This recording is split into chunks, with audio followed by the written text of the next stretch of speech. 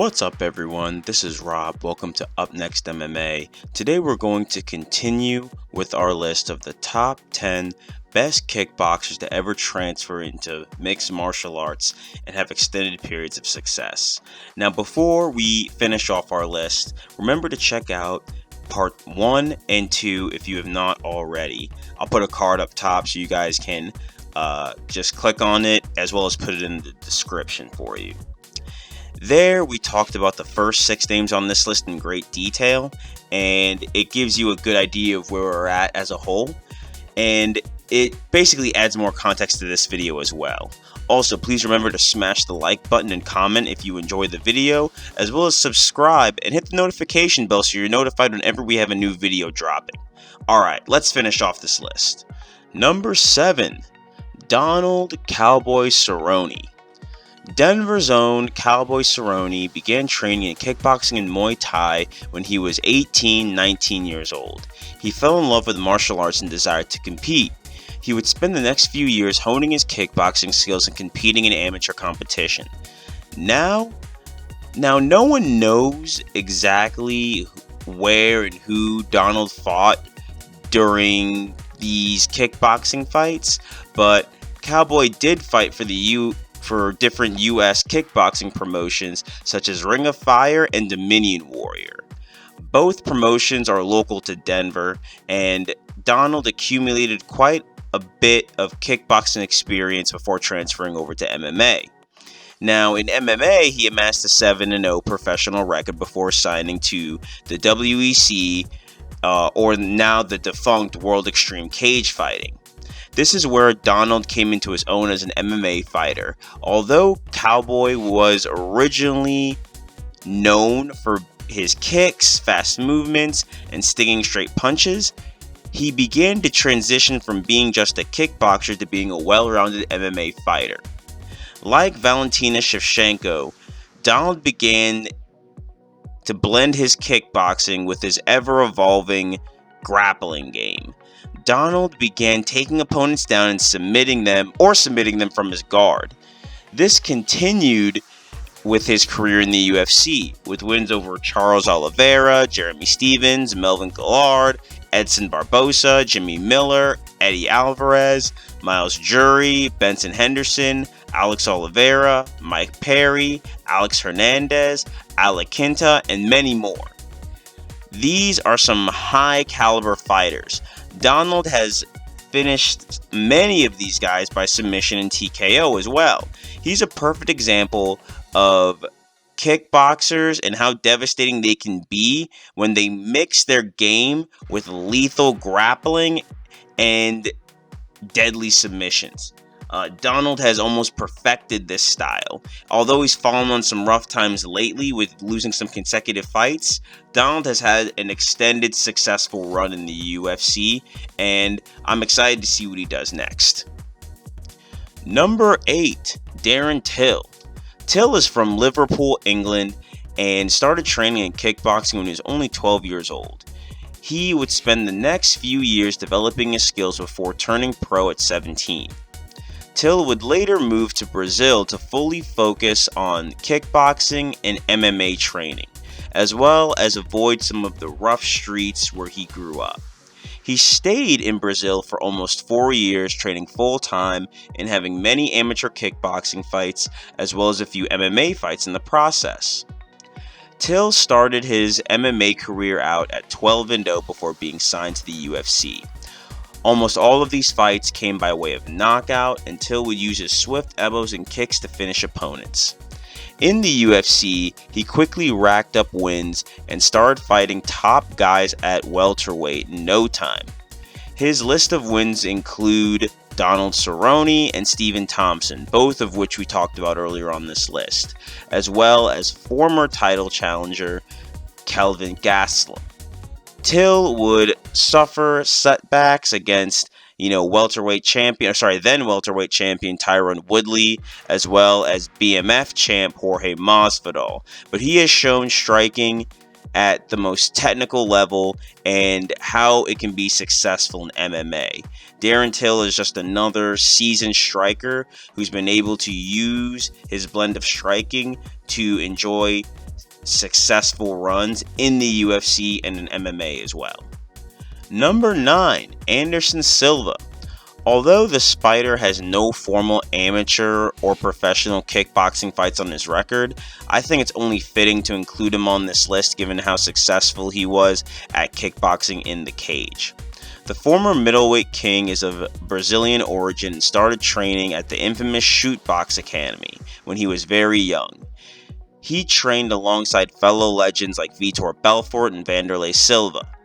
Anderson would train at this academy into his adulthood and build his kickboxing foundation. Anderson would go straight into mixed martial arts and winning multiple championships throughout many different promotions, such as Shuto and Cage Rage. Silva also had some notable fights in Pride as well.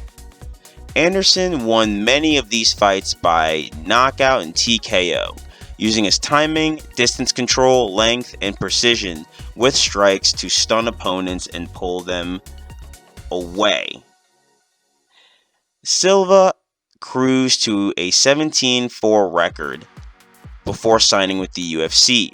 A funny fact about Anderson, he was signed to the UFC for the UFC management, Dana White and the Fertittas, with the hopes of using him as kind of a gimme fight for their then champion Rich Franklin, to build Rich Franklin up and turn him into a star.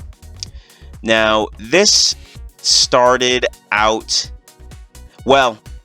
backfired horribly. Let's just call it what it is. Anderson KO'd Chris Lieben and Rich Franklin in his first UFC fights within the first round, capturing the UFC belt in the process. And this started one of the most epic runs that we'll probably ever see in the UFC. Anderson defended his title 10 times and beat notable names such as Dan Henderson, Nate Marquardt, Forrest Griffin, Damian Maia, Stephan Bonner, Chael Sonnen twice, Yushin Nakomi, Vitor Belfort, and many more. He would win most of these fights by submission or knockout, and Anderson would show his patience, timing, and counter-striking could yield sustained, successful runs in the UFC at the highest level. Last but not least on our list, Jose Aldo. The former featherweight king is pretty much on the same boat as Anderson Silva. He does not have any formal kickboxing fights like the other people on this list, but I thought it was only right to include him based on how successful he was in the WEC and the UFC. Aldo began training in capoeira and Muay Thai at a very young age in his native country of Brazil. His trainers noticed Aldo's explosiveness and high fight IQ at a very young age. They suggested that he move to Rio de Janeiro to seek better training to fight in MMA. Jose did exactly that. He moved there and started training at the infamous Nova União camp. Aldo would have his first professional fight in MMA at 17 years old and would pretty much go on to go 12-1 before signing with the WEC in 2008. Now, in the WEC, he would use his devastating kicks, sharp punches and knees, and speed in order to defeat his opponents. In this WEC run, Aldo captured and defended the featherweight belt by defeating Cub Swanson, Mike Brown, Uriah Faber, and Manvel Gamborian. Aldo's onslaught continued in the UFC as he began to develop in other areas of his game, most notably his defensive wrestling. Aldo became impossible to take down, making him a nightmare matchup for grapplers and wrestlers. Aldo's UFC run contains many high-profile names such as the Korean Zombie, Ricardo Lamas, Chad Mendes, Frankie Edgar, Jeremy Stevens, and Kenny Florian. He defended his UFC belt 7 times before being infamously knocked out by Conor McGregor at UFC 194. However, during Aldo's run, he reminded us how devastating kickboxing can be when you have the ability to keep the fight on the feet and, just being able to devastate your opponent with kicks. Aldo still does this to opponents to this very day and still fights at an elite level. I enjoy watching him fight, and I hope he keeps that level of production up. Alright guys, that's it for this video. That concludes our list of the top 10 best kickboxers in MMA. Please comment below to let me know what you thought about this list, as well as what you thought about the careers of the people that I mentioned. Was there anybody that I left off the list? Is there anybody that you think shouldn't be there that I mentioned? Let me know what you guys think in the comments. Also, please remember to catch part 1 and 2 if you have not already. I'll put a card here so you guys can easily click on it, as well as put a link in the description. Also, please smash that like button if you enjoyed this video. It helps me out a ton, as well as subscribe and hit the notification bell so you know whenever we have a new video coming out. Anyway, I'll talk to you guys soon. Talk to you in the comments later on.